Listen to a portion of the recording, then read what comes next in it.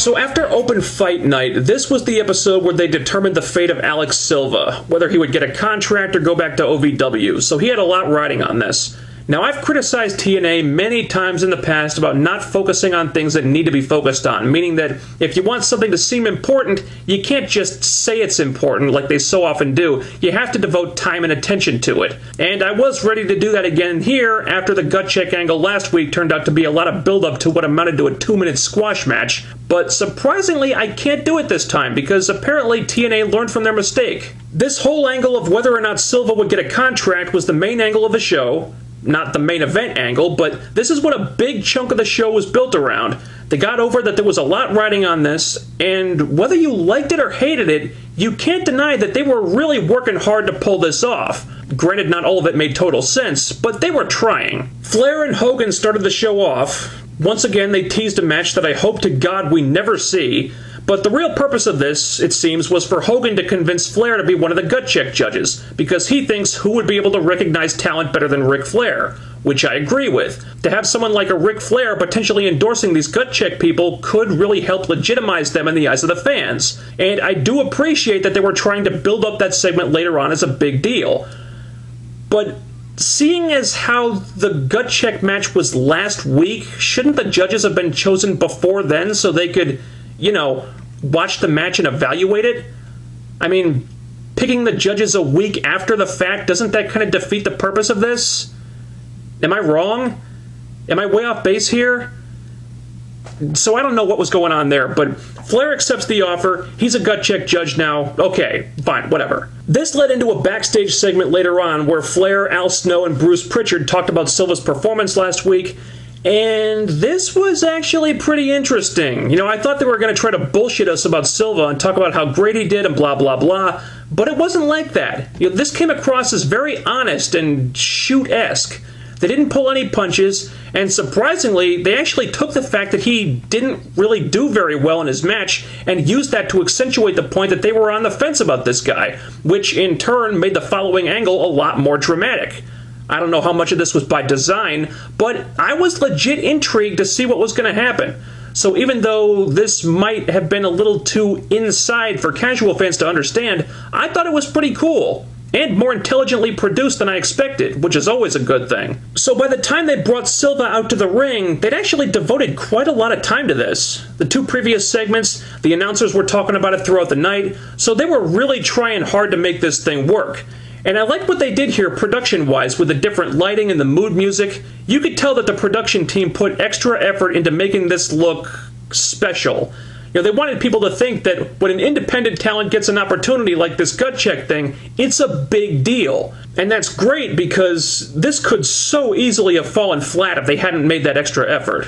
It definitely made me more interested. So this all progressed pretty logically, with Silva's not-so-great performance last week leading to Flair and Pritchard almost voting no on him, which, if this were a real athletic tryout, is pretty much what would happen, but then he has to cut a promo to change their minds. If Flair cuts him off and he's like, "Don't sell yourself to the marks, sell yourself to us." And that was awesome because, again, that's something that would happen. So Silva starts again, and he cuts a really good, passionate, sincere promo. Flair changed his mind, and I thought it should have been over at that point because he had 2 out of 3 votes, but for some reason he needed all 3. Then Pritchard changed his mind too, so he made it.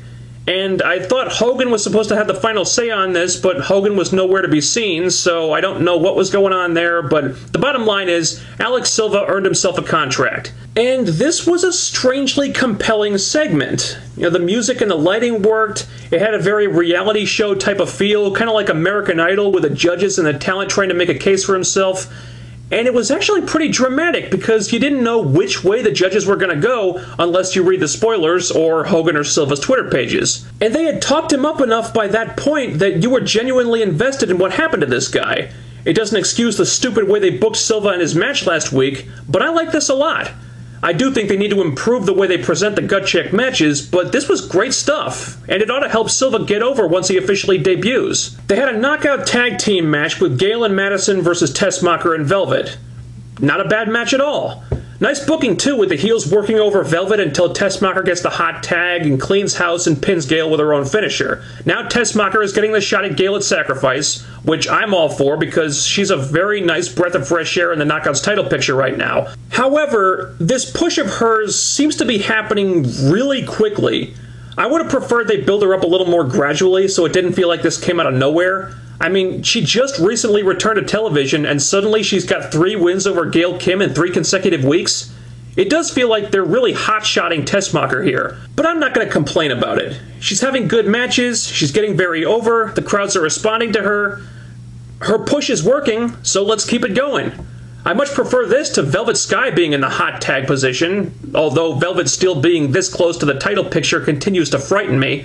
I could easily see them doing a triple threat match with Velvet at Slammiversary. Hopefully they won't go that route. Now, aside from the gut check thing, the other major angle of the show involved Bobby Roode and Bob Van Dam, who were choosing each other's opponents this week. So Van Dam comes out and cuts a heel promo putting himself over, talking about how awesome he is, and generally coming off like a cocky, egotistical prick. And I really fail to see why anyone would want to root for Van Dam to win the title at the pay-per-view after this, because the guy is so obviously completely full of himself. Now, if the story here is that Roode is going to capitalize on Van Dam being overconfident, that's one thing. But he shouldn't be going so far with it that it makes you want to back the heel because you think Van Dam's ego might develop its own gravitational pull if it inflates any bigger. This whole show is ridiculous! You know, Austin Aries has a really similar babyface character right now, where he's a good guy who just happens to think an awful lot of himself. But Aries finds a way to make his arrogance kind of endearing and charming in a weird way, whereas every time Van Dam opens his mouth, he sounds like an unlikable douchebag that I just want to see get punched in the fucking face. Did you see him in that Before the Bell video they did? There were big chunks of that thing where Van Dam was acting more arrogant than Roode was. Fuck this guy. I hope Bobby Roode obliterates him at Sacrifice. So Roode comes out and they pick each other's opponents. Van Dam versus Hardy and Roode versus Anderson, which are pretty big matches and really should have warranted more hype than they got, but it didn't turn out that way. Then it was time for the weekly TV title defense. And I guess because TNA hates us, Devon's opponent was Rob Terry. Ha-ha! Why? I don't fucking know. Forget about the fact that this loser hasn't won a match in God knows how long and should be about as far back in line for a title shot as you could possibly get. Why on earth is this feud still going on? I thought you put the TV title on Devon and decided to have it defended every week to finally give it some kind of legitimacy. Well, that's not going to happen as long as he's still feuding with these two idiots. Was Robbie E's TV title reign not boring enough? Was Rob Terry's TV title reign not horrible enough that you have to continue with this? What the fuck is the point? You people are fools! So they have the match, and it seems that Robbie E's laziness has rubbed off on Rob Terry somehow, because I swear he is moving in slow motion out there. I'm trying as hard as I possibly can not to fall asleep watching this. The match is mercifully short. Robbie causes a DQ when Devon is about to win, so this stupid, pointless rivalry is going to continue for at least another month. Destination? Horror. Do us a courtesy, TNA. Either give Devon a decent challenger, or just put this crappy feud back on Explosion so we don't have to watch it. This whole show violates everything about my journalistic integrity. Then Van Dam Hardy commences with no hyper fanfare. They didn't kill themselves or anything, but it was alright for the few short minutes it lasted until Roode showed up. He accidentally hits Hardy with the belt and Van Dam wins. The problem is, this was staged really poorly because the way it came off, Roode had plenty of time to choose not to go for the belt shot. Hardy and Van Dam were all the way on the other side of the ring when they did the reversals, so it ended up looking like Roode hit Hardy on purpose. That did not come off well at all. Bully Ray pulled Jeremy Borash down to the ring and chewed him out for daring to sully the good name of Eric Bischoff. I know, right? God forbid. Why does Bully Ray even care about Eric Bischoff anymore? He's gone now, and Bully Ray hardly seems like the type of character who would care about someone that can't do anything for him. Anyway, Austin Aries comes out to make the save for JB, and thank Christ it was Aries and not Garrett Bischoff. In fact, another plus, Garrett was completely absent this week.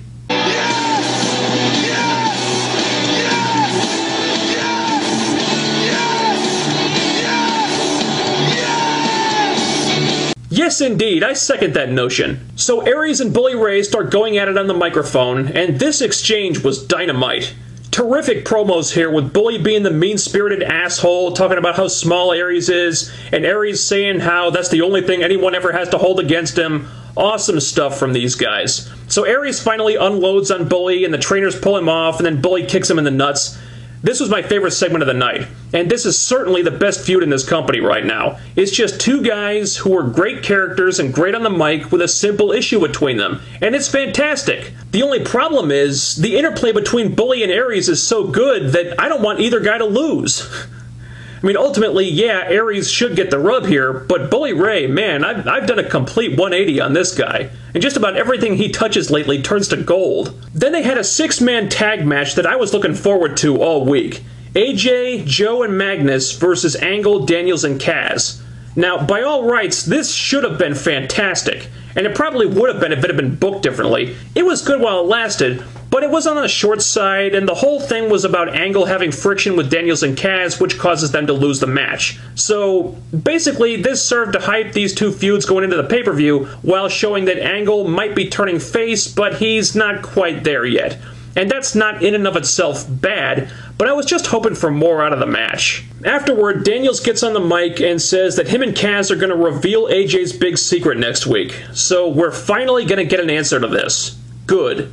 It's just a shame that it took so damn long to get to this point that I really don't care that much anymore. Like I said before, this feud got sidetracked when they were sucked into the Garrett Bischoff nonsense, and now they're just getting to the point that they probably should have reached like 1 or 2 months ago. They stretched it out too long, and now my interest is not really there anymore. And even if AJ's big secret is totally earth-shattering, which, judging from the spoilers, I highly doubt, I really don't think it's going to be enough to suck me back in. Our main event of the evening was Bobby Roode versus Ken Anderson, and Hogan decided to make this a no DQ match so Anderson could get his revenge on Roode for hitting him with the beer bottle without getting disqualified. So Hogan is once again showing how he is completely biased towards Anderson, Van Dam, and Hardy, and it's really starting to get annoying now, but there's nothing I can do about that, so I'm just going to have to put up with it. The match is okay, but it didn't interest me as much as the finish did. Hardy comes out to get revenge on Roode for the belt shot earlier, but when he tries to help Anderson, he ends up eating a mic check, either because Anderson didn't know it was him, or because Anderson is an asshole and didn't want his help. And at this point, I don't really care either way, because Anderson has turned more times than the Big Show. Then Roode uses this distraction to pin Anderson. So not only did Roode circumvent Hardy's interference, but he got a good conclusive win over an established name star. Finally. Thank you. Then Van Dam shows up, Roode hightails it, but the second Van Dam's back is turned, Roode just jumps right back in the ring and takes him out with a chair too. Bobby Roode made Van Dam look like an absolute buffoon here, and it was glorious. This is how they should have been booking Bobby Roode as the champion this whole time, damn it! They spent so many months making him look weak by retaining the title with fluke wins and DQs and countouts when they needed to have him doing stuff like this. Having Bobby Roode get the better of Hardy, Anderson, and Van Dam all in one segment, now Bobby Roode looks like a fucking star. I don't know why TNA couldn't have figured that out months ago, but better late than never. That was this week's Impact, and you know what? Not a bad show at all. Yes, there were some problems, there always are, but I really liked the gut check stuff, minus the logic gaps there. Austin Aries Bully Ray was awesome, the Knockouts match was good, Bobby Roode looked like a badass against 3 established guys, and best of all, no Garrett Bischoff. Yes! Put those things together and they add up to an enjoyable show in my opinion. But